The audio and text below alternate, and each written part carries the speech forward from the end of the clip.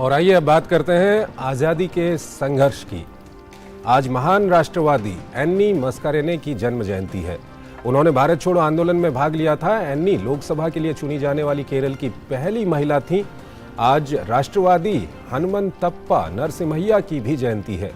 उनका जन्म 1920 में हुआ था। साथ ही आज के दिन क्रांतिकारी अशोक नंदी वीर गति को प्राप्त हुए थे। हम आज के आजादी के सफर में इन सभी स्वतंत्रता सेनानियों को श्रद्धांजलि दे रहे हैं। ये रिपोर्ट देखिए।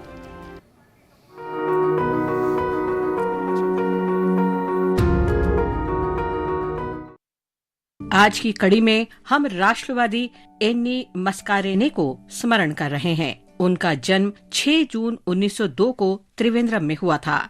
अक्कम्मा चेरियन और पैटम तानु पिड़ले के साथ मस्कारेने स्वतंत्रता आंदोलन और रियासतों के भारतीय संघ में विलय के समर्थक प्रमुख नेताओं में थीं। फरवरी 1938 में त्रावणकोर के लिए उत्तरदायी सरकार स्थापित करने के उद्देश्य से राजनीतिक पार्टी त्रावणकोर स्टेट कांग्रेस बनी। तब मस्कारेने उसमें शामिल होने वाली पहली महिलाओं में थीं। उन्हें पार्टी की कार्यकारिणी में नियुक्त किया गया। 1938 और 1939 में मस्कारेने ने त्रावणकोर सरकार के आर्थिक विकास बोर्ड में कार्य किया। 1942 में वे भारत छोड़ो आंदोलन में शामिल हुईं। 2 वर्ष उपरांत वे त्रावणकोर स्टेट कांग्रेस की सचिव चुनी गईं। मस्कारेने की गतिविधियों के कारण उन्हें 1939 से 1947 के बीच कई बार गिरफ्तार किया गया और जेल भेजा गया। मस्कारेने ने संविधान सभा में त्रावणकोर और कोचीन संघ की रियासत का प्रतिनिधित्व किया।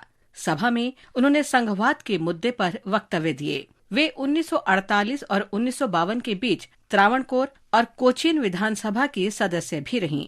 वहां उन्होंने कुछ समय के लिए स्वास्थ्य और बिजली मंत्रालय का उत्तरदायित्व भी संभाला। मस्कारेने स्वतंत्र उम्मीदवार के रूप में प्रथम लोकसभा के लिए निर्वाचित हुईं। वे केरल की पहली महिला थीं जो लोकसभा के लिए चुनी गई थीं। एन्नी मस्कारेने का निधन 19 जुलाई 1963 को हुआ। उन्होंने जीवन पर्यंत लोगों की बेहतरी के लिए कार्य जारी रखा। इस महान राष्ट्रवादी महिला को नमन। हम राष्ट्रवादी हनुमंतप्पा नरसिम्हय्या को भी स्मरण कर रहे हैं। उनका जन्म 6 जून 1920 को कर्नाटक के होसुर में हुआ था।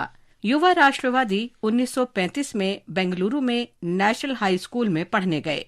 वो स्कूल आरंभिक वर्षों से ही उनके लिए महात्मा गांधी के साथ बातचीत का मंच बन गया। महात्मा गांधी इस स्कूल में आए और युवा नरसिम्हय्या ने गांधी जी के भाषण का अनुवाद किया। वे आजीवन गांधीवादी बन गए और भारत छोड़ो आंदोलन के दौरान 9 महीने जेल में रहे।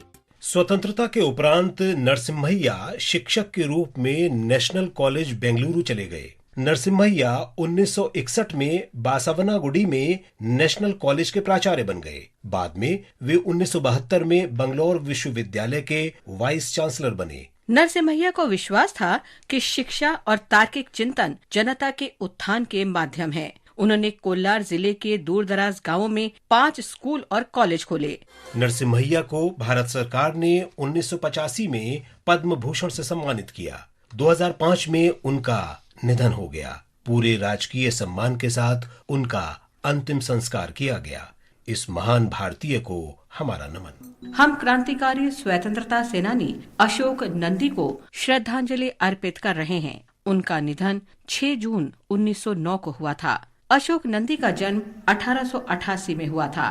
वे वर्तमान बांग्लादेश के कोमिल्ला में रिवोल्यूशनरी ग्रुप के सदस्य थे।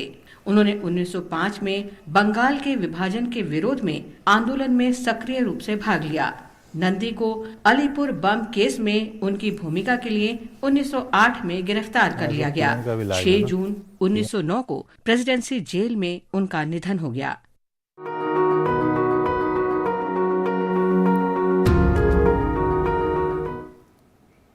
बढ़ेंगे आगे। गर्मियों के मौसम में अधिक तापमान और